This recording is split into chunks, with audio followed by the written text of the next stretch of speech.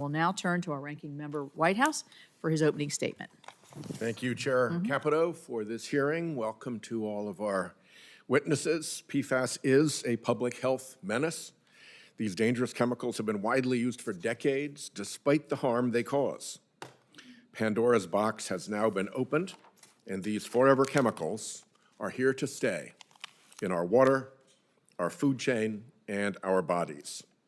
Chemical manufacturers and other polluters will try to pass the responsibility of managing the risks onto the rest of us, but that is neither fair nor right. The Superfund law is the best tool we have to hold polluters accountable. The retroactive joint and several liability framework is crucial to its success. If you are responsible for the release of harmful chemicals, you are also responsible for cleaning them up. That's something our moms mostly taught us. The manufacturers who profited off PFAS while Americans got sick should be held responsible. If there are other responsible actors, EPA or the manufacturers can properly seek payment of some of the cleanup costs from these parties. However, manufacturers should not be able to abuse the law and aggressively use third-party suits to avoid paying their fair share. EPA has the authority and the tools to clean up contaminated sites while protecting those who have acted responsibly. EPA has discretion when it comes to recouping cleanup costs, and it can provide contribution protection through settlements. This is what the enforcement discretion memo from the Biden administration did. But it remains to be seen how the current EPA will enforce the law, or if they will continue writing a blank check to industrial polluters.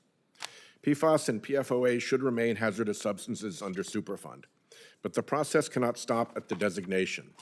We need research to identify safe ways to destroy or dispose of PFAS without creating newly contaminated sites. That research was already underway at EPA's Office of Research and Development, but Administrator Sheldon recklessly shut the office down. Funding is needed to remove PFAS from drinking water and the environment, but the Trump EPA wants to slash the state revolving funds that would pay for it. Communities need guidance on handling, testing, and monitoring PFAS to ensure they stay safe and healthy, but thousands of EPA employees have been pushed out of the agency. EPA's responsibility is to protect human health and the environment. But again, we see evidence of EPA abdicating that responsibility and taking up its new mantle as polluter protection agency. I welcome hearing from our witnesses about EPA's authorities and where there are gaps in responsible remediation of PFAS.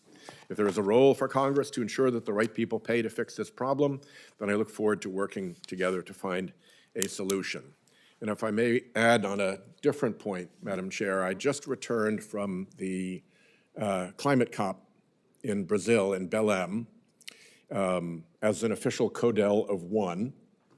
Many of us travel on CODELs, and many of us are accustomed to having the State Department provide basic logistical support for our CODELs. In this case, the State Department refused to provide any logistical support whatsoever for this CODEL. No officer, no connection, no facilitation of anything. Even my credentials at the CODEL, they refused to facilitate. I had to work through private organizations for every aspect of this trip. I have never seen that happen before, and I think it's a very unfortunate new development. It is deliberate.